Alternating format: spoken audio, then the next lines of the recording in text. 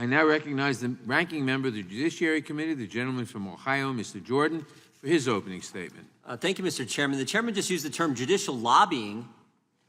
Last year, the chairman and two other members of this committee introduced legislation to pack the United States Supreme Court. Last week, for the first time in history, we have a decision leaked from the court. Next week, they just noticed it now. Next week, they're having a hearing on the Dobbs case.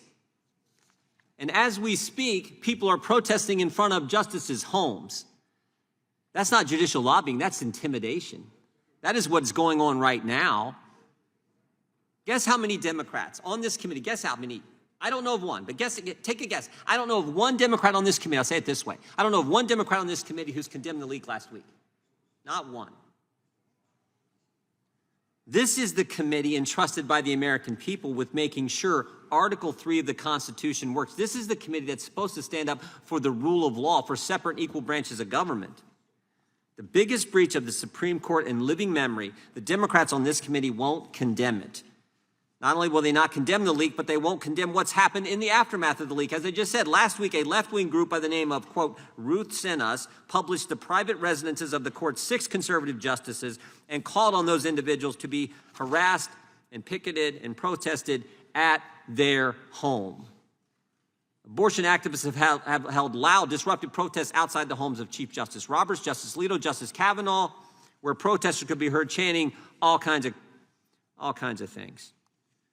The White House initially didn't condemn any of this. In fact, Jen Psaki's only comments were to remark on the passion of these protesters.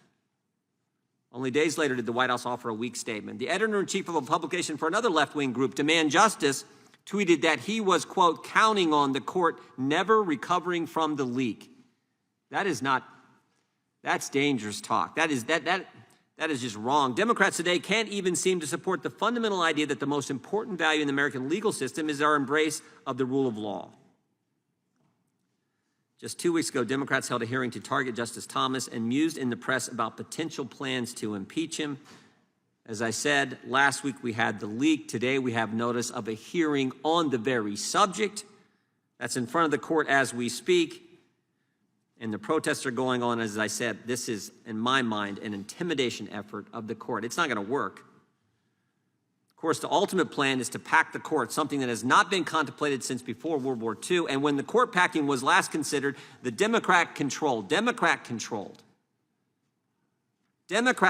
Senate Judiciary Committee said it was, quote, an invasion of judicial power that violates every sacred tradition of American democracy. That's just how radical today's left has become. None of this should surprise us. This has been the playbook all along. Remember when Senator Schumer said this, March of 2020, quote, I want to tell you, Gorsuch, I want to tell you, Kavanaugh, you've released the whirlwind and you will pay the price. You won't know what hit you if you go forward with these awful decisions. Today, the Democrats are trying to move legislation that burdens the Supreme Court with layers of bureaucracy. Don't let them fool you. This isn't about ethics. This is an insurance policy for them. When things don't go their way, they want to have the tools at their disposal to make life hard for the justices, whether that means seeking recusals, seeking impeachment, or just showing up at their house and protesting. They are trying to move this legislation just 1 week after the leak of the Dobbs decision, and while left-wing activists are protesting, as I said, at the homes of these justices. Does anyone really think that the Supreme Court, the Administrative Office of the Courts, or the Judicial Conference has the time right now, the bandwidth to provide feedback or technical assistance on legislation in the middle of this threat to Supreme Court security? If we're going to put new ethical obligations on a separate branch of government, we should do this on a consensus basis. This is not something to jam through during a crisis. I urge opposition to the legislation, Mr. Chairman, and yield back our time. I would simply point out that in my opening statement, I pointed out that recent events, whether the unprecedented leak of an opinion, call out for scrutiny under a defined code of ethics. So we're not supporting that leak. We are saying it needs scrutiny under defined code of ethics like other things. Who else? Without objection, the amendment, I now recognize myself for purposes of offering an amendment in the nature of a substitute. The clerk will report the amendment. Amendment in the nature of a substitute to H.R. 7647. Without objection, the amendment in the nature of a substitute will be considered as read, and shall be considered as base text for purposes of amendment. I recognize myself to explain the amendment. This amendment, in the nature of a substitute, addresses a number of minor technical changes to the underlying text of the bill. It also amends Section 2 of the bill to make clear that the Supreme Court must promulgate a code of ethics for the court's employees as well as the justices, and that the Judicial Conference must do the same for lower court employees.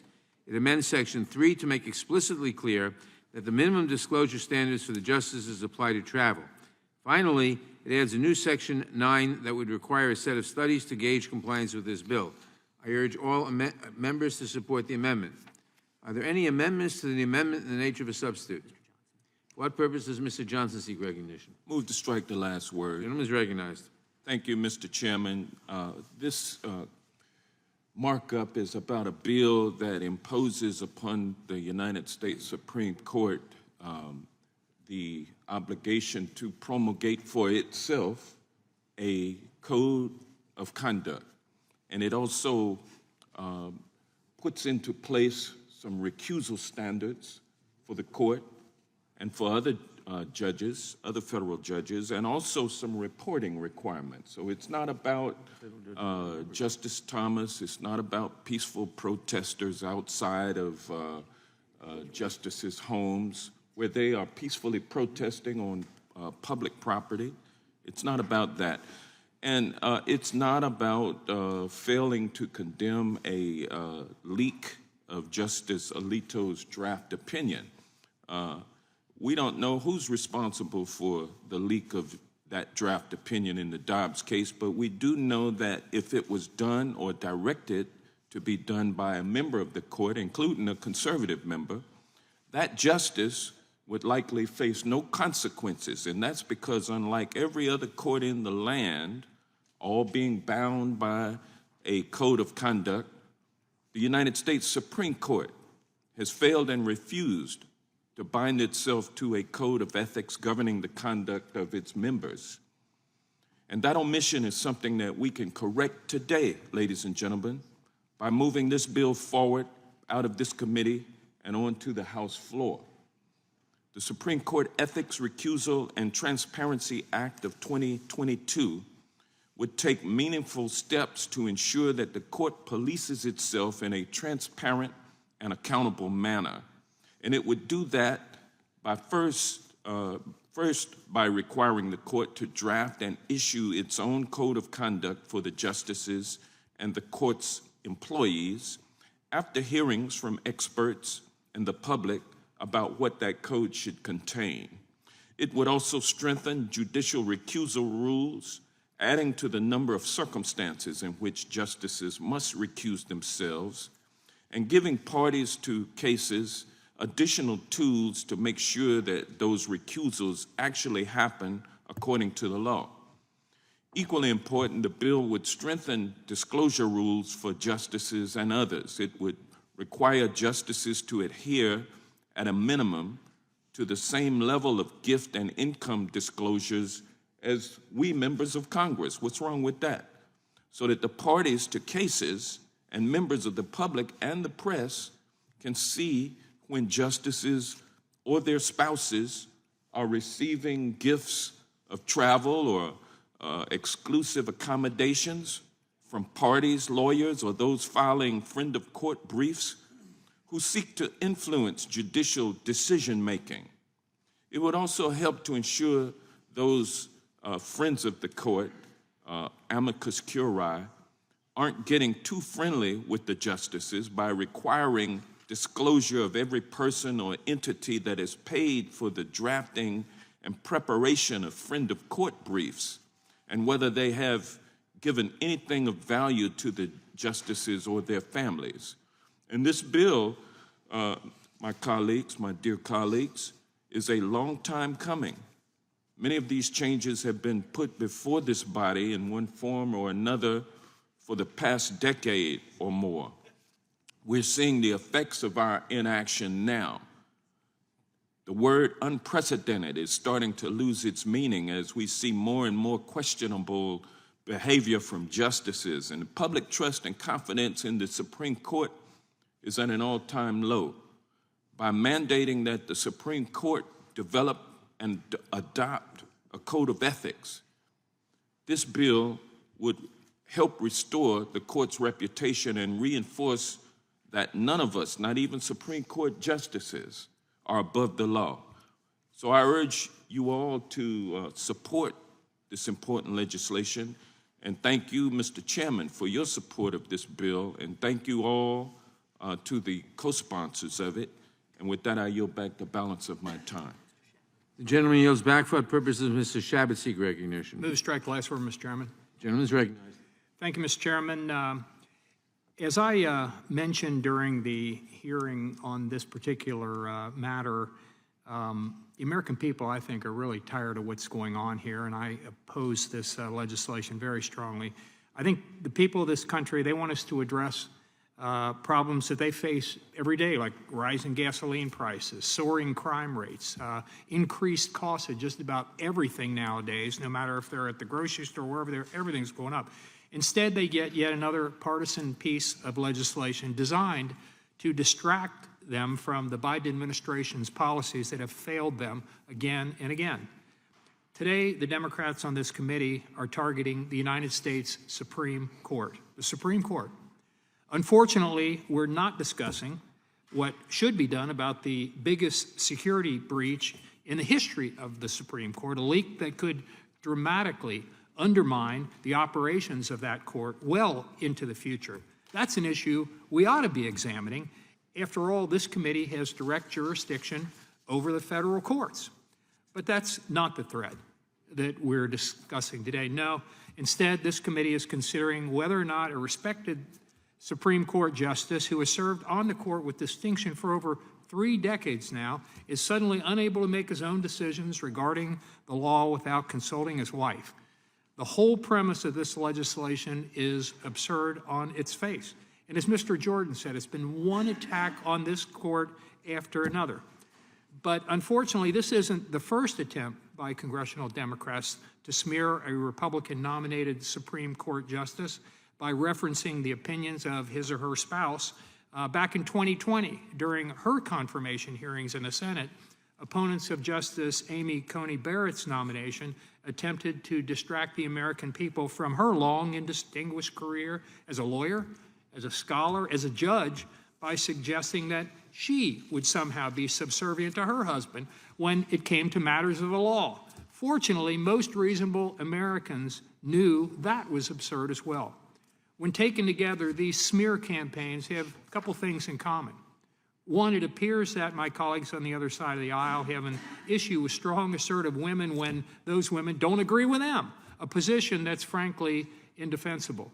The strength of this nation is that we have long respected freedom of speech. If you don't agree with someone's position on a particular issue, you can engage them in a debate on that issue. That's one of the things that makes this country great. Yes, we have free speech. Unfortunately, we've seen a coordinated effort by the left to undermine the opinions of these people that I just mentioned by attacking their motives and questioning their independence from their spouses. It's frankly something hard to believe in 2022. Another issue that these two attacks have in common, which I believe is the real motivation, as Mr. Jordan previously mentioned, is abortion. Justice Thomas and Justice Barrett don't support the leftist policy of abortion on demand, abortion right up to the point of birth. That's what we're talking about. That's what abortion on demand is, and right up to the point of birth. Thus, the left feels that these justices must be undermined by whatever means necessary, even when those means are as disturbing as suggesting that two prominent, intelligent women, Justice Thomas's wife and Justice Barrett herself, are incapable of thinking for themselves independent of their spouses, which we all know is absolutely patently ridiculous. It's a bizarre accusation, an insulting line of attack, and this really marks a new low, I believe, in the history of this committee, one that I've served on for 26 years now. I think this committee is better than that, Mr. Chairman, and we ought to be taking up something else. With that, I yield back. Gentleman yields back for what purposes? The gentleman from Rhode Island seek recognition. I move to strike the last word. Gentleman is recognized. Thank you, Mr. Chairman, for bringing up this long overdue piece of legislation for markup today. You know, the Supreme Court makes important decisions that impact the lives of the American people. And, you know, it's very important to the American people that they continue to have confidence in the court and have some confidence that we are going to see a court that continues to advance toward more freedom in this country and to meet the founding ideals of America. And one of the bedrocks of the confidence the American people have in the court is a sense that the court operates under the rule of law and not because of outside influence or improper influence by people who have interests before the court. And so this bill is about the impartiality and independence of the court. And it seems like every week there's a new story of how the court's impartiality and independence has been compromised. Justices aren't recusing themselves when there's clearly a conflict of interest.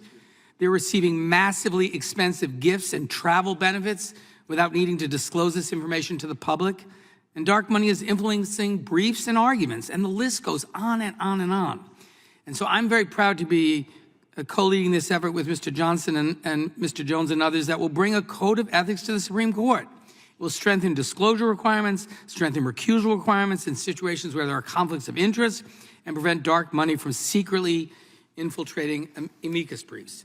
I'm also proud that provisions from my bill, the Judicial Travel Accountability Act, are also included in this package. These provisions will ensure that federal judges and justices of the court are required to disclose travel and lodging benefits they receive in the same way as members of Congress. This is a common sense bill that will address the very real problems we're dealing with every single day, problems that impact people's lives for generations. And as Mr. Shabbat is right, of course, we have to address inflation and food and gas prices, and we have to continue to do that work. And we'll compliment the administration for the work they're doing to drive down the costs of both food and energy. But that doesn't relieve us of our responsibility to address this issue as well. We can do two things at once. And the notion that the single greatest threat we face is a leaked Supreme Court document is an absurdity. Of course the leak was inappropriate. It ought to be investigated, and whoever did it ought to be held accountable. But what's at stake in this issue is the impartiality of the court and whether or not they're going to continue to enjoy the confidence of the American people. And it's insane that the Supreme Court of the United States is not governed by a code of ethics. People all over the world would find that impossible to imagine. And it's also very important when we hear our Republican colleagues talk about packing the court. I mean, that's rich.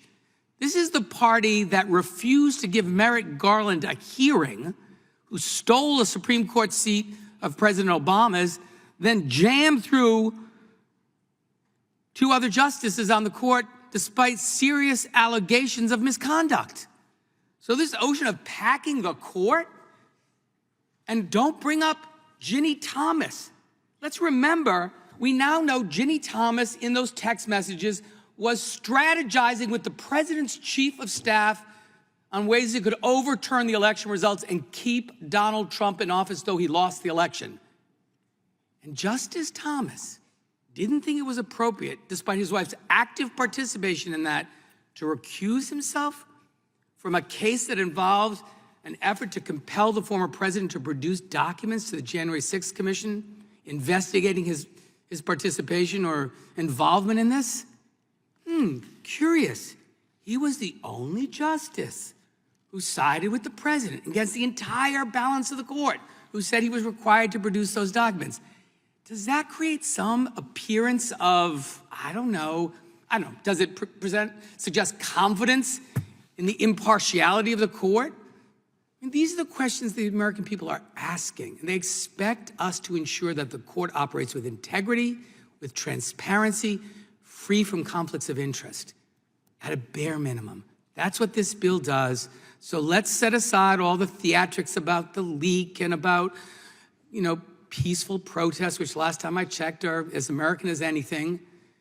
And let's instead focus on our responsibility to ensure that the court conducts itself in a way that it can continue to enjoy the respect of the American people. This court makes decisions that impact our lives in so many ways. And if the American people lose confidence that this court has integrity, has operated with impartiality, free from outside interference, the court will lose its legitimacy. That's dangerous for our country, it's dangerous for our democracy, and it's dangerous for the court. And I yield back. The gentleman yields back. Who seeks recognition? For what purposes does Mr. Jones seek recognition? For what purpose does Mr. Jones seek recognition?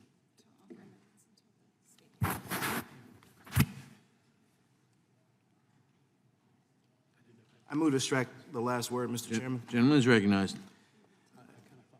Any day now, 5 or 6 members of the most unrepresentative and unaccountable institution in our society, the United States Supreme Court, could end the fundamental constitutional right to an abortion. That very day, their Republican accomplices in the states will seize control over the bodies of tens of millions of women across America. In the eyes of the law, women will cease to be free and equal members of our nation. The court's far-right supermajority won't stop there. As the leaked opinion in Dobbs outlines, the court has set its sights on other fundamental rights, like the right to contraception, and even the right to marry someone of the same gender and the right to marry someone of a different race. This imminent ruling, overturning Roe v. Wade, is a travesty, but it should be no surprise. It is the culmination of an open, aggressive, decades-long crusade by the Republican Party to destroy our democracy and capture the Supreme Court, for the purpose of denying every woman in America an equal right to pursue her own happiness. And my Republican colleagues wonder why the court is facing a legitimacy crisis. Well, let's get a few things straight about this debate. The problem is not that Justice Alito's opinion leaked. The problem is that his leaked opinion would subjugate millions of women across America. The problem is not the peaceful, lawful protests outside of Justice Kavanaugh's home. The problem is the injustice that they are protesting against. The problem is not that the American people are losing respect for the court. The problem is that the court's far-right justices have lost respect for the American people. I am proud to co-lead the bill before us today because the American people have good reason to question the legitimacy of this unrepresentative, unaccountable institution. 3 of the justices poised to overrule Roe were appointed by a president imposed on the nation by a minority of voters and confirmed by senators representing a minority of the American people. 2 of the justices backing the gravest assault on gender equality in decades, Justices Clarence Thomas and Brett Kavanaugh, have been credibly accused of sexual harassment and assault themselves, and they were never properly investigated. 2 others sit in stolen seats, shamelessly seized by Mitch McConnell. Those justices, of course, are Neil Gorsuch and Amy Coney Barrett. At least 4 justices deceived their way onto the Supreme Court, assuring the Senate under oath, that they recognize Roe as precedent. And the ideological leader of the far-right faction, the justice who in all likelihood assigned the opinion in Dobbs, Justice Clarence Thomas, violated the existing recusal statute by voting to deny the January 6th Select Committee access to White House records about the insurrection that his wife helped plan. Where millions of Americans once saw an impartial institution worthy of their respect, they now see 6 unelected Republicans in black robes, under the sway of special interests, seated by a dwindling minority faction within the American electorate, imposing by fiat a radical partisan agenda that the GOP could never persuade a majority of Americans to vote for on the merits. The Supreme Court has to earn its legitimacy. This is not a radical proposition. I'm just quoting 3 brave Republican-appointed justices who resisted overturning Roe v. Wade in a 1992 Supreme Court decision called Casey. When they reaffirmed the right to an abortion in that case, they wrote, and I quote, "A decision to overrule Roe's essential holding would come at the cost of both profound and unnecessary damage to the court's legitimacy and to the nation's commitment to the rule of law.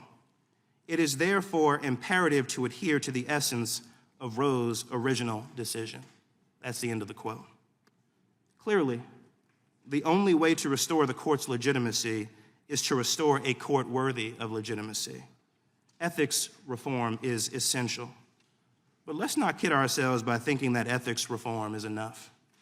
Nothing will be enough to protect our democracy and our fundamental rights, short of sending this far-right majority on the court to its rightful place in the minority and into the dustbin of history by expanding the Supreme Court. Thank you, Mr. Chairman, and I yield back. The gentleman yields back for purposes of Mr. Issac recognition. Move the last, or to strike the last word, Mr. Chairman. Gentleman is recognized. Mr. Chairman, I don't want to be doing tit for tat with my colleague on the other side of the aisle, but I do believe I should respond that the Supreme Court for 240 plus years has earned again and again the respect of the American people. Notwithstanding failures to recuse, failures to disclose, and other items that this committee is legitimately taking up, I first of all want to reiterate, I'm sorry the gentleman left rather than listening, the Supreme Court has made, during your and my tenure, has made a tremendous amount of decisions, and repeatedly they have disappointed one or the other of us, almost alternately. But that's what their job is. The court is required to look at the Constitution and to make decisions, and they periodically, I'll never forget when they made the decision, as they did in the Bipartisan Campaign Reform Act.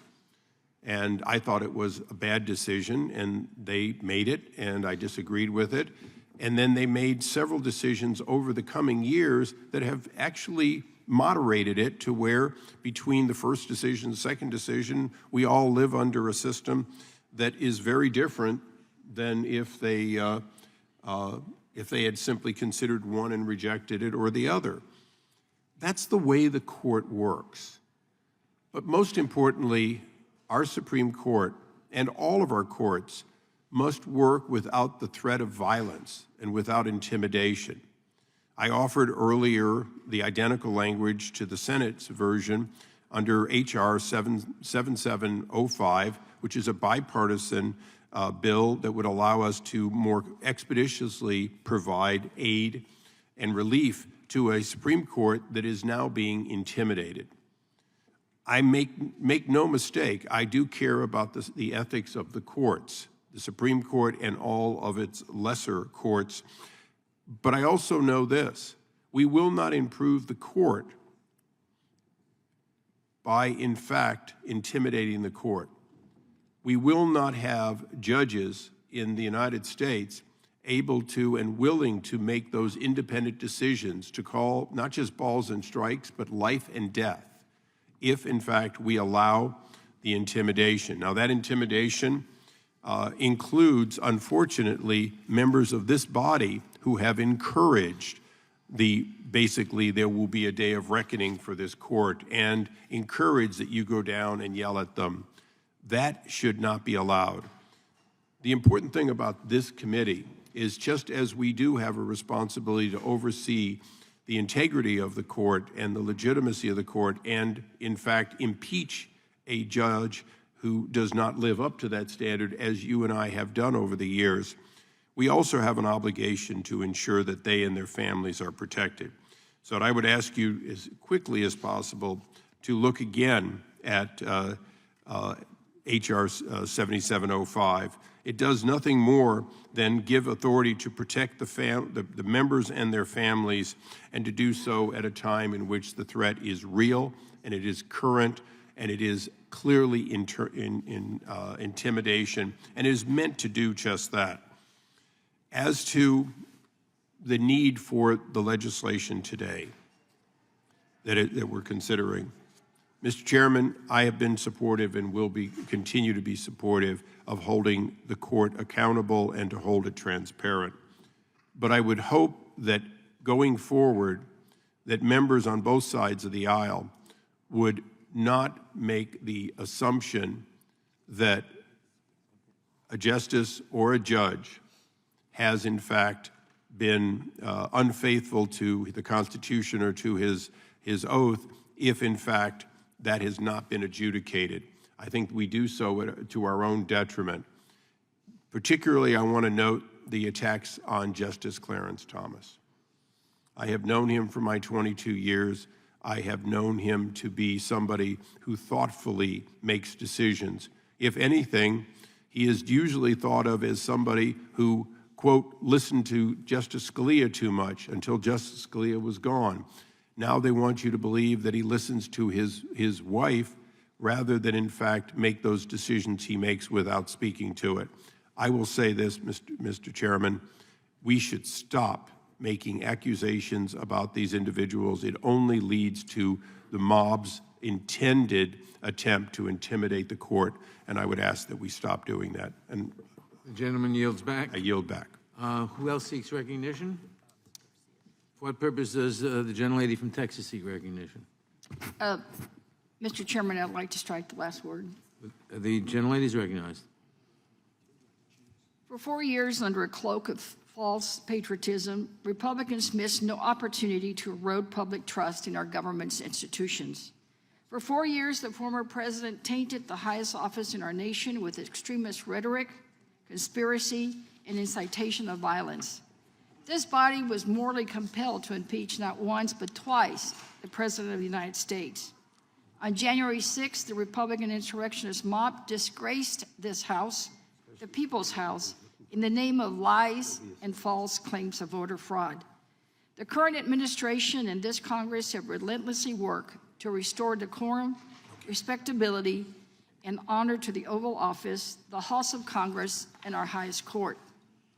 As a former lower jurisdiction court judge, it is simply beyond me how I was subject to a stringent and wide-ranging set of ethics rules while the justices of the United States Supreme Court, the highest court of our nation, go simply unchecked. The concept of self-policing the court has leaned on to justify the lack of transparency and accountability contradicts our republic's fundamental principle of checks and balances. In Texas, we even have a Commission on Judicial Conduct where the average person who has contact in a courtroom or with a judge can file complaints. It's independent oversight. That may be too much to do today, but what we're doing today is a good first start. Another thing that we might consider is cameras in the courtroom. There's nothing better for accountability and transparency for us to be able to watch and listen for ourselves. The legitimacy of the United States Supreme Court has never been more frail. As a former judge, I have the utmost respect for the entire judiciary and its role in our republic form of government. That is why now, as a member of Congress, I'm proud to join my colleagues as an original co-sponsor in this legislation. And I may want to respond also to a comment that Mr. Jordan made. I do not think that anything that increases transparency and accountability and makes things more open, like financial disclosures, forms about recusal, is burdensome. I found it no burden to fill out my financial disclosure form and comply with any ethics rules that were required by me by the state of Texas or my jurisdiction. It is simply silly to suggest that it's burdensome. Mr. Chairman, I'm really troubled by this whole notion of trying to distract us from the real issue here, which is transparency and accountability, and making sure that every judge from the lowest jurisdiction court to the highest of all, the United States Supreme Court, is open and fair, independent, and is not doing anything in contradiction to our law. Because in the end, it is, as Mr. Johnson said, the sponsor, it is about the rule of law, and no one is above the law, even a justice of the United States Supreme Court. Thank you, Mr. Chairman, and I yield back. Gentleman, the gentlelady yields back. For what purpose does the gentleman from Florida seek recognition? Move to strike the last word. Gentleman is recognized. Democrats brought us FDR's inflation, they brought us FDR's recessions, and now they're trying to bring us FDR's attacks on the court, FDR's court packing strategy. This isn't about judicial ethics or transparency. The American people know that. Democrats don't like the fact that Republicans, while in power, put folks on the court who are now ruling in adherence with the strict text of the Constitution rather than their desire to engage in an anti-democratic process. And the other reason we know that this isn't about ethics, that this bill is just gaslighting to justify packing the Supreme Court, is because the gentleman from New York, Mr. Jones, told us. I said the quiet part out loud, that really the goal here is to pack the court and attack an institution that has been valued in America, certainly in our jurisprudence. And it's quite rich because I've heard my colleagues for quite some time accuse President Trump and House Republicans for attacking institutions, damaging them irreparably. This is the most egregious attack on the institution of the court one could imagine, except maybe violence. And we have that too. And we still see a lot of leaders on the left unwilling to condemn that violence and unwilling to condemn the direct effort to try to intimidate judges who seem to be poised to overturn Roe v. Wade. But this bill draws a specific bead on Justice Clarence Thomas. I wonder why. I wonder why it was Justice Thomas that seems to get all this attention. Is it because he's a black conservative? Well, I asked the panel that we brought before us. It was made up of folks that the Democrats invited, folks that the Republicans invited, made up of white people, black people, men, women. And I asked the panel about a charge that House January 6th Committee Chairman, House Homeland Security Chairman Benny Thompson had made against Justice Thomas. He called him an Uncle Tom. And since maybe I don't fully understand what was meant by that, I asked the panel, is there anyone who believes that calling a black person an Uncle Tom could be not racist? Is there any world in which that is not a racist attack? And to a person, the men and the women, the Republicans and the Democrats, the white and the black, not one of them would posit the theory that that was not racist. So we now sit in a circumstance where, according to the witnesses before the Judiciary Committee, a House Democrat chairman did something that was explicitly and undeniably racist. And I view this legislation as an extension of that effort to attack the court, to delegitimize our institutions, and to use Clarence Thomas as a vessel because they don't like how the outcomes are going with this current court. And it's quite shameful. I yield back. The gentleman yields back. For what purpose does Ms. Dean seek recognition? I move to strike the last word, Mr. Chairman. Lady is recognized. Thank you, Mr. Chairman. The behavior of sitting justices in recent months have Americans across our country understandably unsettled, afraid. And we have the ability to address some of their concerns today. But I want to point out that the Representative Johnson has been at this passion for ethical standards for our Supreme Court, the highest court of the land, for more than just recent months. He understands, we understand, that the highest court in the land must have a code of conduct that it abides by. Many of us on this committee are lawyers.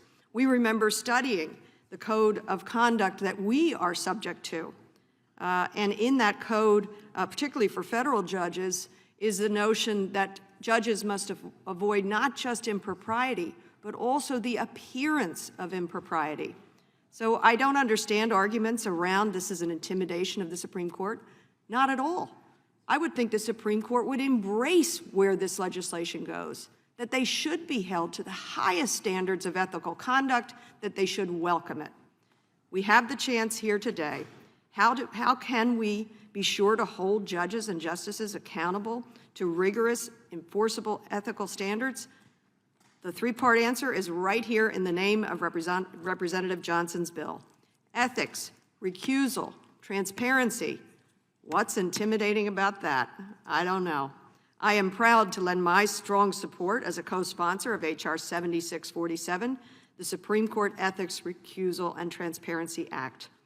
Our third branch of government impacts the lives of every single person in this country. Think Roe v. Wade, Obergefell, Loving versus Virginia, Brown versus Board of Education, Griswold, and so many others. Some of these cases have become synonymous with laws, importantly with rights, but recent actions from our federal courts should remind us the decisions of the courts are not all codified. Without a code of ethics, the courts will act with impunity, creating or destroying laws, destroying rights, taking away rights without oversight. And Congress has the oversight role to play. Establishing a code of ethics for the highest court in our land should happen without partisan fervor.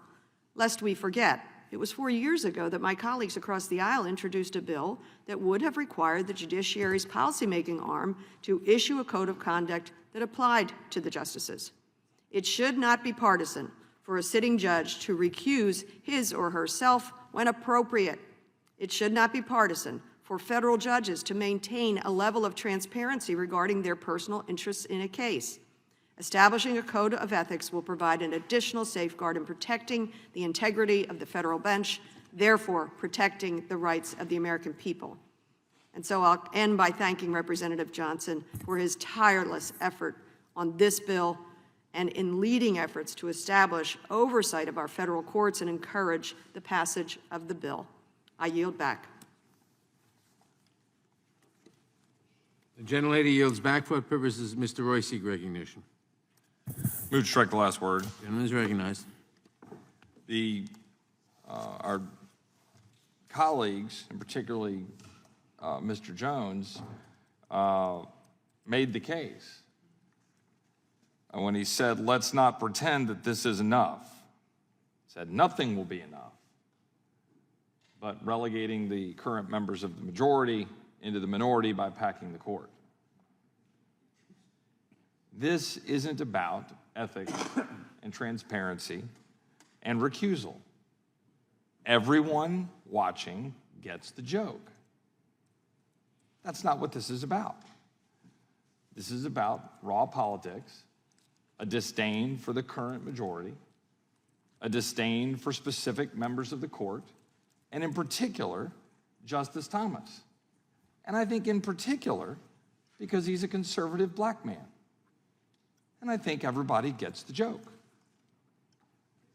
Yeah, they said it, exactly, as my colleague from Florida made very abundantly clear. Let's not forget that when appropriate questions of recusal were being raised about Justice Kagan for having served as Solicitor General in the administration and then sitting on the court during Obamacare litigation, reasonable questions about recusal, that the immediate effort by the left was to do what? Attack Justice Thomas because his wife offered public opinions stating her opposition to Obamacare. In other words, this is not the first time. This is not the first time that we've had this conversation. It's not the first time that Ginny Thomas has been attacked personally, or Justice Thomas has been attacked.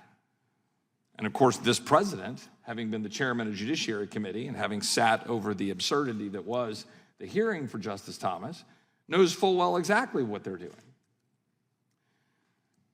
That's what this is about. And we all know that. I would also note that as we're looking here about what we're going to deal with next week with the hearing and talking about the leaked opinion and talking about Roe versus Wade, that my colleagues on the other side of the aisle sure as hell weren't bothered by this leak, but were when there were leaks that showed a disdain for conservative Hispanic Miguel Estrada in 2003, when there were memos outlining specific opposition by my Democratic colleagues, Democrats in the Senate, trying to take down, tear down, and destroy Miguel Estrada, specifically black and white language, because he's a conservative Hispanic. Oh man, can't talk about that memo because that was a leak of an internal Democrat memo. No. That was a horror that we couldn't talk about, my colleagues on the other side of the aisle. But crickets, now that the Supreme Court has had a leak of an opinion coming from SCOTUS. I've listened to some amusement about talking about how the court was missing out on having Merrick Garland on the court, that paragon of moderation, don't you recall, from all of those talking points of the left, that he was the moderate, right? The moderate who just ruled that mental health must be considered for known criminals applying for asylum coming into the United States.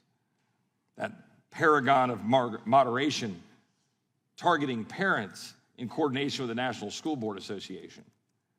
Like, everyone understands what this is all about, and it's all always come back down to Roe, and we'll have more to talk about that next week with respect to that case.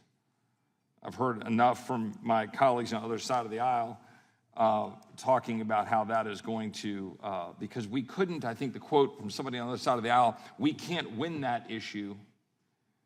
We can't win that issue in public debate and discourse. Well, then, if that's the case, what the hell are you worried about? If we can't win the argument on abortion in the Democratic debates, supposedly, then what's the concern? We know what the concern is.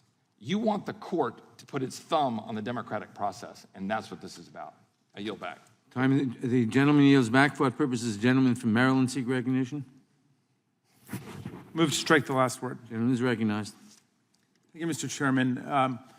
First, I want to rise in favor of the Supreme Court Ethics, Recusal, and Transparency Act of 2022. This is long overdue and urgently important legislation. But it follows from the essential and time-honored principle of our government, which James Madison articulated in Federalist No. 10, and I quote, "No man is allowed to be a judge in his own cause." And here I'll just say parenthetically, that means case. No man is allowed to be a judge in his own case, because his interest would certainly bias his judgment and not improbably corrupt his integrity. Nobody can be a judge in their own case, and yet this is precisely the rule on the Supreme Court today.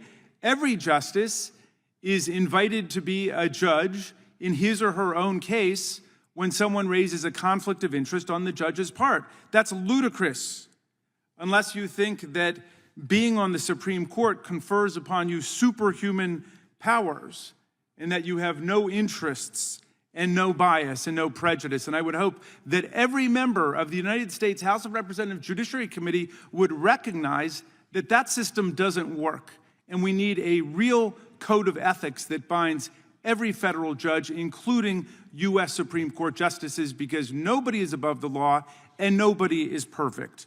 Ask James Madison. So now our colleagues are in a panic because, like the dog who caught the car after demanding for decades the destruction of the constitutional right to privacy, they have packed and gerrymandered the Supreme Court and created a majority that is hell-bent on doing just that, destroying the constitutional right to privacy, a right that every public opinion poll shows commanding majorities of the American people across the country support. So now that there's a leak of this long-running and obvious campaign to assault the rights of tens of millions of American women, they want everyone to focus on the leak and not the decision. It's as if somebody had leaked Plessy versus Ferguson, or someone had leaked the Dred Scott decision, and instead of talking about the substance of the matter, they want to talk to us about the leak. Well, let's talk about the leak. First of all, I don't like the leak. I take umbrage at anybody's imputation that we support the leak. It's ridiculous. And since we're being invited to guess as to its provenance, I would guess it's a member of the 5-justice majority or a clerk or someone who's in their employ, because they're hell-bent on destroying the constitutional right to privacy. And why would I say it comes from that side? Well, they have a clear and obvious motive to try to lock in the presumed anti-Roe versus Wade majority that was reflected in the leaked papers, to keep Chief Justice Roberts from being able to pull away any of those members who had signed on with Justice Alito to establish a different point of view, something more like what Justice O'Connor had advanced in Planned Parenthood versus Casey. Would the gentleman yield briefly? I will in just a moment. Let me just get through my points, and then I'm happy to come back to you. So I don't, and in general, I want to be very clear about this. I don't like the leak, because right now what we've got is a 6-3 right-wing Supreme Court, and if they begin to make leaks a habit, then they will be leaking out decisions that will help overwhelmingly right-wing corporate litigants before the Supreme Court make a deal before the actual judgment or decision of the court is rendered. So I understand the strategy of trying to distract everybody by pointing fingers about the leak, but everything to my mind indicates the leak comes from the side of the people who've got the votes in order to lock in that majority. Now, what's a bigger deal? Would the gentleman yield just to a point on that real quickly? By all means. Aren't you engaged in rank speculation? Just as you were, just as the members, and I started by saying it was rank speculation because there were members on that side saying we don't care about the leak. Then I say you don't care about the leak. Well, I mean, you're talking about the source of the leak. Are Republicans the only people allowed to invent facts? I mean, my God. Well, I guess what I'm asking, sir, is you're saying you're speculating about the source of the leak on the court. I mean, you're talking about protecting our democracy. Just as the members on that side. I'm sorry, I did not speculate in public. Well, let's take it back. If we're being asked to guess, I would say that the purpose and the function of that leak is to lock in a 5-justice majority to overturn Roe versus Wade. And there's only 3 liberal justices on the court. Their clerks, I imagine. The time of the gentleman has expired. For what purpose does Mr. Biggs seek recognition? Move to strike last word. The gentleman is recognized. Thank you, Mr. Chairman. You know, in 2017, in the Senate Judiciary Committee, legal experts considered and took up what we're doing today. And there was a split. Some of those legal experts said a bill kind of like what we're considering today violates the separation of powers. Why do they say that? What makes the U.S. Supreme Court very different than all other federal courts? Well, Article 3, Section 1 basically creates in the Constitution the U.S. Supreme Court. We create the other courts. Thus, we have much more direct oversight. We establish rules and canons of ethics. All judges, however, they're not lifetime appointees. You hear that all the time, they're lifetime appointees. They're lifetime appointees because we don't do anything about them. However, the Constitution says they serve during good behavior. That's the criterion. That makes the U.S. Supreme Court very different than lower federal courts. And they actually make it very different than us regulating our own ethics. Would the gentleman yield? Just a second. I want to get through a few more points, then I'm happy to. I really find it interesting and intriguing to ponder the real question here for me as we consider this bill.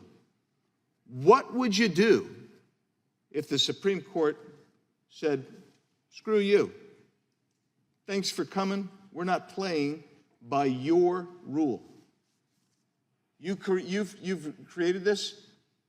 They may consider it in court or something and say, well, we think that there's a separation of powers issue. I don't know what they would do, but I would think it'd be very interesting and very likely that they would ignore any legislation that came out that attempted to regulate their ethical conduct at the Supreme Court level. Why?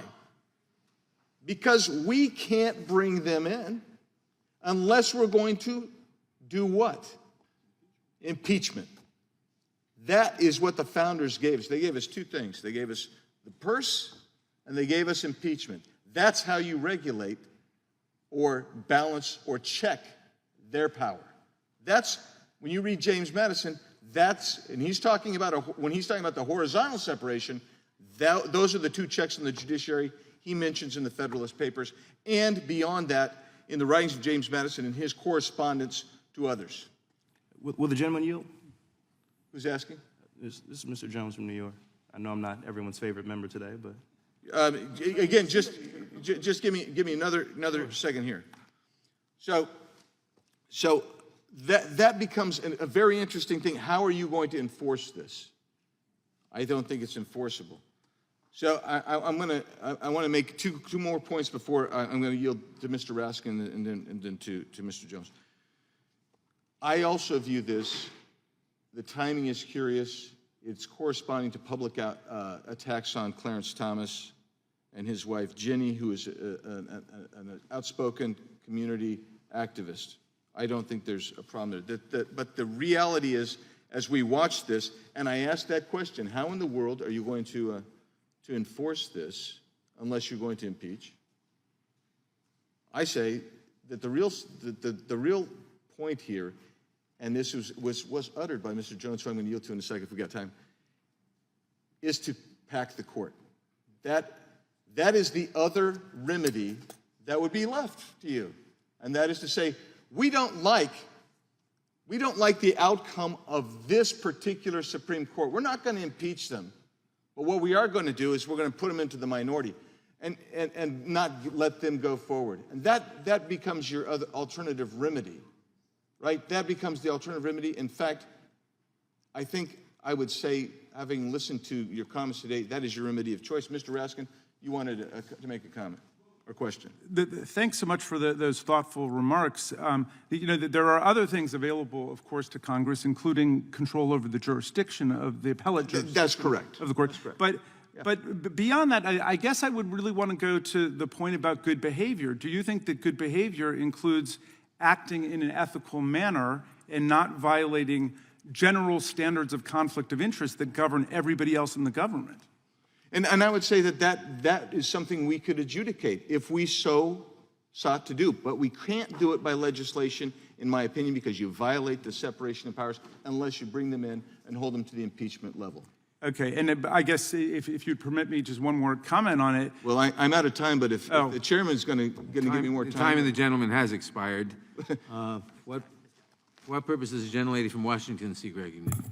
I move to strike the last word. Gentlelady is recognized. Thank you, Mr. Chairman. Thank you for bringing H.R. 7647, the Supreme Court Ethics, Recusal, and Transparency Act of 2022, before the committee today. I think the question for the American people who are watching is, do you want your Supreme Court justices to have a clear code of conduct?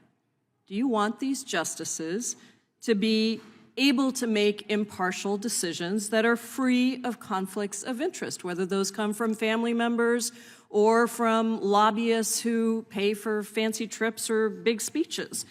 I think this is the core question that we're considering today, and I think that this bill would improve disclosure and require justices of the Supreme Court of the United States to follow a code of conduct and provide additional guidelines for recusal from judicial proceedings, and that's a critically important first step. I'm curious that my colleagues keep talking about Clarence Thomas and his wife, Ginny Thomas, as if it's somehow off bounds. I don't understand why this would be off bounds. We all understand, because we're governed by a code of conduct and ethics and transparency standards, that perception is incredibly important. So let's just talk about Ginny Thomas and what happened here and why this is an issue that has sparked interest in this code of conduct and in transparency and written recusals, a standard of recusals for Supreme Court justices when they have a conflict of interest. Ginny Thomas is a conservative activist. She is the wife of Supreme Court Justice Clarence Thomas, and she has been involved in a number of efforts to persuade then White House Chief of Staff Mark Meadows to overturn the 2020 elections. Following the election, Ms. Thomas used her access to Trump's inner circle, sending at least 29 text messages to Mr. Meadows, promoting false theories and urging the previous administration to reverse the outcome of the 2020 election. In one message that was sent on November 6th, she said, quote, "Do not concede. It takes time for the army who is gathering for his back. In another message, she urged Mr. Meadows to stand by Sidney Powell, whose false claims about voting machines were so outrageous that even Fox News host Tucker Carlson advised his viewers that she had no evidence and stopped inviting her on his show. Following the insurrection, Ms. Thomas did not stop with her efforts to support the insurrection. She signed a letter addressed to House Minority Leader Kevin McCarthy asking him to punish Republicans serving on the Select Committee on January 6th. Now, all of this is extremely disturbing, and it's shocking in and of itself to many of us and many Americans across the country. But add to that the fact that Ms. Thomas is married to Supreme Court Justice Clarence Thomas, and Justice Thomas neither disclosed his wife's proximity to these matters, nor did he recuse himself from cases related to the insurrection. In fact, when President Trump appealed the decision of a lower court to release documents related to the insurrection, stunningly, Justice Thomas was the only justice to dissent in a decision to reject President Trump's request to keep these documents secret. Why? It is clear now that blocking these disclosures could have prevented the disclosure of evidence indicating that his wife, Ginny Thomas, was part of the effort to overturn the results of the 2020 election. How can the American people trust the impartiality of any justice, and in this case of Justice Thomas, when presiding over cases related to January 6th insurrection and the 2020 election, when his wife was a part of those efforts? The Supreme Court has not addressed or reprimanded Justice Thomas's clear conflicts of interest. And let's be clear, it's not just Justice Thomas. We can look across the history. I don't think that it's an argument to not put in place a standard of ethics and code of conduct because other justices appointed by presidents on both sides of the aisle may have violated those requirements. We need to bring this right now. And this past March, I and several of my colleagues in the House and Senate sent a letter to Chief Justice John Roberts calling for the court to create a binding code of conduct and for Justice Thomas's prompt recusal from future 2020 election and January 6th proceedings.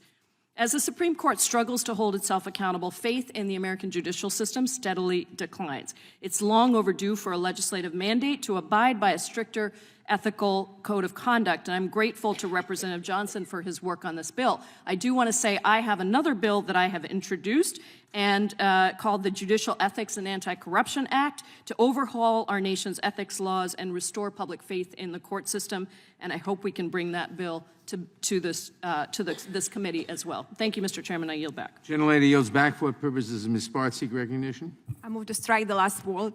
The gentlelady is recognized. Thank you. I was listening debate, and and it's sad for me to see how the Supreme Court is getting politicized. It's unfortunate, Congressman Raskin. We have different views very far apart. We have to go very far in history to Thomas Paine to find common ground. And I really think, we can use a lot more common sense. And I think, Thomas Paine was talking about the law is king. And we didn't want to have a king. We didn't want to have a pure democracy. But the law was ultimate guidance and decision done by the Supreme Court. So I think what we're doing right now, it's very dangerous politicizing and putting pressure and doing all these things to really try to really intervene with Supreme Court. I think this is not something that we should be doing. I think all the leaks and everything else, it's all very disturbing and undermine our institution, and I think we have to be on a bipartisan basis concerned about these issues and have a productive debate and reason. But we also need to make sure that we do keep our republic strong, an institution that was set up, for a reason to protect rights of everyone, not just majority, but also in the minority are there. And I think Supreme Court is a very important institution.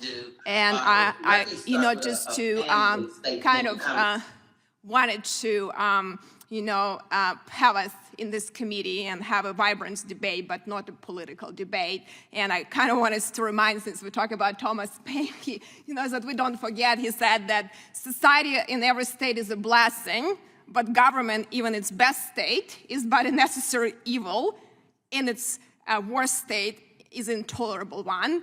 So hopefully we're not moving in that direction and we have productive debate. And I think a lot of these things are not healthy for our constitutional republic. And I hope we can get to better productive, because our republic has to be strong. Our republic is very important to be strong. And I think our committee is very important to protect these views and values of our constitutional republic and protect the independence of Supreme Court as an ultimate authority. I yield back. The gentlelady yields back. For what purpose does Ms. Ross seek recognition? Mr. Chairman, I move to strike the last word. The gentlelady is recognized. Thank you, Mr. Chairman, and I'm in strong support of this legislation. It is only appropriate that the highest court in our judicial system be held to the highest judicial standards. However, for years, we have seen Supreme Court justices evade recusals, affecting their ability to interpret law impartially and without influence. These are justices who have lifetime appointments. They do not face the same checks as members of the legislative and executive branches who have to face the voters. And we must maintain an ethical standard that voters find acceptable or risk losing election campaigns. It is fundamentally unjust that these justices, 9 of the most powerful people in the country, are held to lower ethical standards than those of us in Congress. I'm incredibly proud of the work that this committee has already done to hold our federal judges accountable. Last year, this committee marked up and passed the bipartisan Courthouse Ethics and Transparency Act. And I'm thrilled that the bipartisan Senate version of this bill passed this House again last month and now awaits President Biden's signature. However, we must do much more to ensure that the Supreme Court operates in a way in which it was designed to, without influence and free from external influences that place unbiased interpretation of the law into question. This means putting mechanisms in place to guarantee justices recuse themselves properly from cases and are held accountable when they do not. The current apparatus that justices rely on to make ethical decisions, which is disjointed, unclear, and subject to interpretation, is wholly inadequate. Because the court has refused to police itself, Congress can and should codify an ethical standard that follows each and every justice through his or her tenure. Doing so will ensure that decisions are made fairly and will bolster Americans' confidence in how justices came to make their interpretations of the law. This would apply regardless of who appointed the justice and regardless of their political persuasion. I urge my colleagues to support this common sense bill, and I yield back. The gentlelady yields back. Does anyone else seek recognition? For what purpose does Mr. Gohmert seek recognition? Strike the last word. The gentleman is recognized.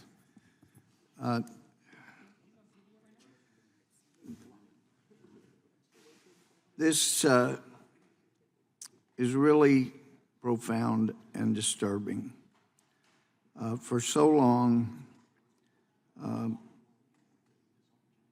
we have been listening to people talk about the wisdom of all those old white guys on the Supreme Court in 1973. Now we have a more diverse court, a younger court, and yet we hear from the other side, no, they think we ought to go with what the old white men said and not the more diverse court that we have now. And I've been here 17 and a half years. I didn't hear anybody on the other side of the aisle the least bit concerned about liberal family members, people in extremely liberal groups, even when they signed a brief that went before the Supreme Court. No, they're liberals, so it's okay that their family members are trying to actually affect the court and have a role to play in trying to affect the court, because you can't judge a liberal justice on the Supreme Court by someone in their family. No, they're independent people. They think their own way. And now that we have actually indication from the leak is a majority voting, and let's be clear about what was in the leaked opinion. These justices are saying, look, in 1973, this was not a reading that the court did from the U.S. Constitution.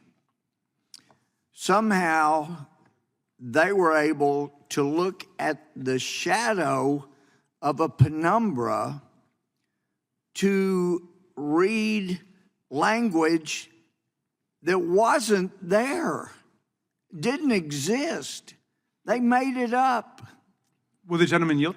Nope. They made up language and said, see, it's right there in the Constitution in the shadow of the penumbra, that apparently you had to have some kind of secret decoder ring or something in order to figure out that that non-existent language was there. And now what you have from the leaked opinion is a very clear reading of the Constitution that says, look, a bunch of people in black robes should not be making the decision. We've heard already in this hearing about how important it is to protect this democracy. Well, it's a democratic republic. We have elected representatives. The Greek democracy didn't work out as well as one might have hoped.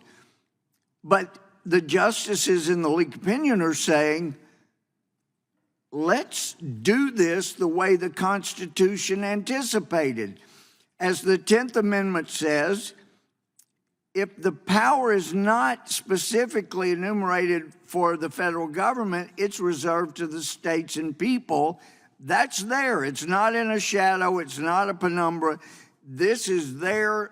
So let's send it back to the states and the people and let them have a majority rule within their representative government.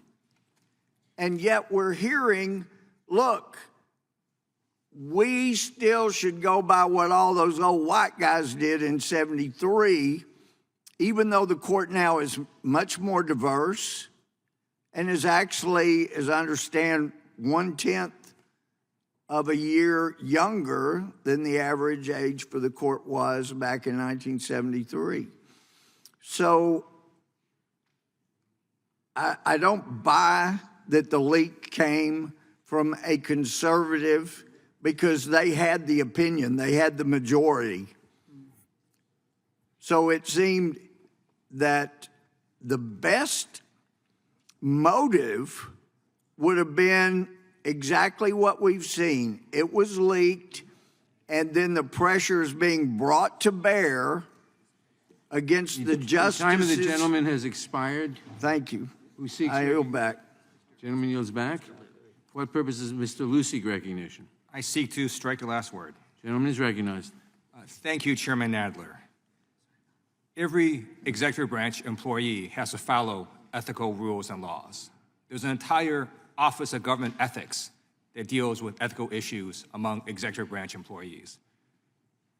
In Congress, we have to follow ethical rules. We have an ethics committee that deals with ethical issues. In the judiciary, federal district court judges and federal appellate court judges follow a code of conduct and ethical rules. The only people in the entire federal government that have no ethical constraints on them are the 9 people in the U.S. Supreme Court. Who do they think they are? They don't get to operate without any ethical constraints. And now more than ever, we have to place ethical constraints on them because a number of them made misleading statements to get confirmed. The draft opinion that came out was an extreme opinion that overruled Roe v. Wade, and it's going to result in government-mandated pregnancies and the criminalization of abortion. And it contains this statement: Roe was egregiously wrong from the start. Is that what these conservative justices said in their confirmation hearings? Not at all. They conveyed the exact opposite sentiment. Samuel Alito, in 2006, in his confirmation hearing under oath, stated, Roe v. Wade is an important precedent of the Supreme Court. It is a precedent that has now been on the books for several decades. It has been challenged. It has been reaffirmed. Neil Gorsuch, in 2017, it's been publicly reported that he said to Senator Lindsey Graham he would have walked out the door had the former president asked him to overturn Roe. And under oath in his confirmation hearing, Neil Gorsuch said the following: I will tell you that Roe v. Wade, decided in 1973, is a precedent of the United States Supreme Court that has been reaffirmed. A good judge will consider it as precedent of the U.S. Supreme Court, worthy as treatment of precedent like any other. Did he say that Roe was egregiously wrong from the start? No, he did not. What did Brett Kavanaugh say in his 2018 confirmation hearing? First of all, it's been publicly reported that he misled Senator Susan Collins and that he considered Roe to be settled law. And in his confirmation hearing, he stated the following: it is settled as a precedent of the Supreme Court, entitled to respect under principles of stare decisis. The Supreme Court has recognized the right to abortion since the 1970 Roe v. Wade case. It has been reaffirmed many times. Did Brett Kavanaugh say Roe was egregiously wrong from the start? No, he did not. These 3 justices misled the American people under oath. They need to apologize to the American people for doing so. And why did they not tell the truth? Why did they not say what they believed, which was Roe was egregiously wrong from the start? Because if they said that, they would not have been confirmed. We need an ethical code of conduct on these Supreme Court justices. They should not be able to mislead the American people in order to get into power. Now, let's talk a little bit about this leak. The conservative founder of the conservative magazine, The Weekly Standard, states that he believed the leak came from the conservative side of the U.S. Supreme Court. I yield back. The gentleman yields back. For what purpose does Mr. Johnson of Louisiana seek recognition? Strike the last word. Gentleman is recognized. Thank you, Mr. Chairman. Look, judicial ethics is worthy of examination, and sure, it's within our jurisdiction, but the Democrats' goal here today with this legislation is abundantly clear. It's been stated, maybe not intentionally, but this is not really about judicial ethics. This is about what's happening at the court right now, and this is another attempt by them to bully the court and to usurp its judicial independence, which is a foundational principle of our entire system. Look, Democrats have engaged in a consistent and recurrent pattern of attempting to malign and unduly influence the justices of the court. And there's a reason for that, because they want them to be reluctant to strike down their radical progressive agenda that they're trying to push on the American people. In March of 2020, everybody knows Senator Schumer, he stood out on the steps of the Supreme Court and he openly threatened the conservative justices on the court. It was an incredible thing. And in a moment of candor, many of you would probably agree that that was so far over the line. And he said, quote, I want to tell you, Gorsuch, I want to tell you, Kavanaugh, you have released the whirlwind and you'll pay the price. You won't know what hits you if you go forward with these awful decisions. The day he was there, he was talking about a Louisiana pro-life law that was being litigated, being argued before the court. I was actually the attorney who argued that court in the district court many years prior. Nothing radical about that at all. It was to protect women, this health and safety of women. But Senate Democrats have also attempted to intimidate the court through amicus briefs. They have hinted that the Senate would, quote, restructure the court if it did not reach the Democrats' favorite outcome in these cases. And you heard it plainly and bluntly here today. They've openly admitted, I mean, the whole deal is that we're going to pack the court. They want to add justices to the court because they're concerned about this. I will not yield. No, I will not. And now, on May 2nd, there's been this shocking and unprecedented leak of the Alito's draft opinion in the Dobbs case. And much has been said about it because it should. Now, we don't know the identity of the individual who leaked this, but we need to find out, because it's unleashed a fury and an outcry that is aimed directly at the conservative justices that Senate Democrats and House Democrats have openly threatened in the public square. This is dangerous, not only to the individuals involved, but also to our entire system. Now, why the outrage? Why the public outcry? Why all of these desperate measures? Because they know what that Dobbs opinion is about and what it apparently may ultimately do. After 50 years, almost 50 years, the most anticipated, most important Supreme Court decision. Why is that? Because let's put it bluntly, and you can shake your heads, you can look at your phones, but this is the facts, okay? Roe v. Wade gave constitutional cover to the elective killing of unborn children in America, period. Think about it. Let it settle on you. As a result, the lives of more than 63 million American children have been lost. Think about the staggering implications of that. I was born in January 1972. I'm just a year older, almost exactly a year older than Roe. If you look at the stats, I want you to think about this. 63 million represents somewhere between 1/2 and 1/3 of my entire generation. My high school class should have been almost twice as large as it was. And all of you, if you're under the age of 50, your class should have been twice as large, or maybe 1/3 larger than it was. Your classmates were not allowed to be born. You think about the implications of that on the economy. We're all struggling here to cover the bases of Social Security and Medicare and Medicaid and all the rest. If we had all those able-bodied workers in the economy, we wouldn't be going upside down and toppling over like this. Listen, The gentleman I will not yield. I will not. Roe was a terrible corruption of America's constitutional jurisprudence, period.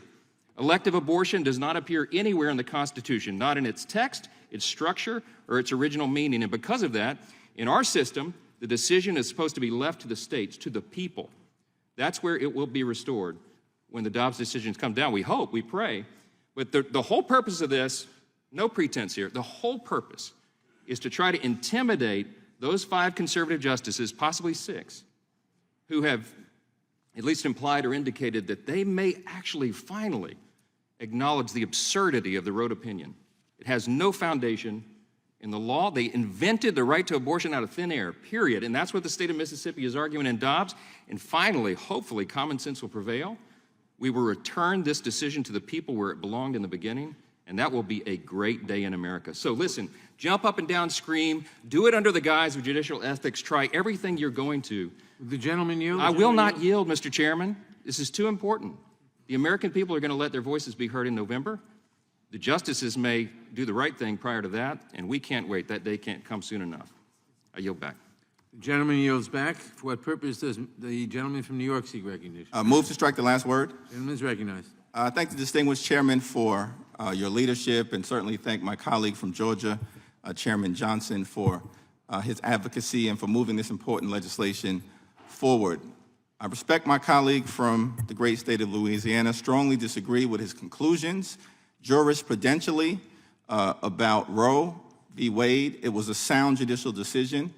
It's 49 years of precedent that Supreme Court justices, when they were before the Senate, said was precedent that should be respected. And of course, there's reason to believe that they misrepresented their position solely so that they could get confirmation and then do exactly the opposite. I'm also shocked at my colleagues' sudden interest, not my specific colleague from Louisiana, but all of my colleagues on the other side of the aisle, their sudden interest in decorum.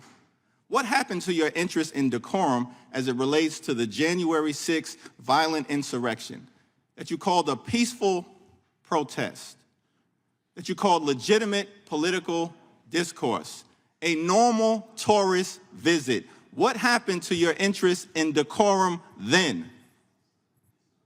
I find it ironic also that there's this defense, this reflexive defense of Justice Clarence Thomas. Justice Thomas is not above the law. Justice Thomas is not above public scrutiny. Justice Thomas is not above public accountability. He's a public servant, an Article III judge. He's not above scrutiny. A few days ago, Justice Thomas had the nerve to accuse others of trying to bully him and the Supreme Court, and also express concern for people in America increasingly being unwilling to accept outcomes that they don't like. Are you kidding me? No one is trying to bully Clarence Thomas and this runaway Supreme Court majority. This runaway Supreme Court majority and Clarence Thomas are trying to abuse and bully the American people, particularly— I would ask that the gentleman's words be taken down. The gentleman should understand that the personalities rule does not apply to Supreme Court justices. And I like the time. Just the ethics rules, but not the decorum rules. That is correct. Thank you, Mr. Chairman, for correctly understanding the rules. Nobody is trying to bully the Supreme Court. The Supreme Court is trying to bully the American people by taking away the rights of women to make their own health care decisions, their freedom to make their own health care decisions, and instead impose government-mandated pregnancies, even in the case of rape or incest. That's extreme, that's cruel, that's bullying. And if Justice Thomas really wants to deal with bullying in America, or this problem of people supposedly unwilling to accept outcomes that they don't like, I've got some advice for Justice Thomas. Start in your own home. Have a conversation with Jeannie Thomas. She refused to accept the legitimacy of the 2020 presidential election. Why? Because she didn't like the outcome. And so instead, she tried to steal the election, overthrow the United States government, and install a tyrant. That's bullying.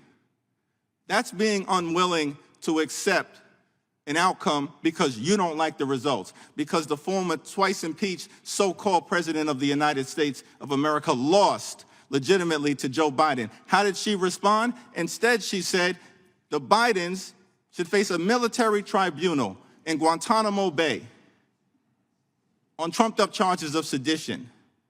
You've got to be kidding me. And lastly, let me ask this question of Brother Thomas. Why are you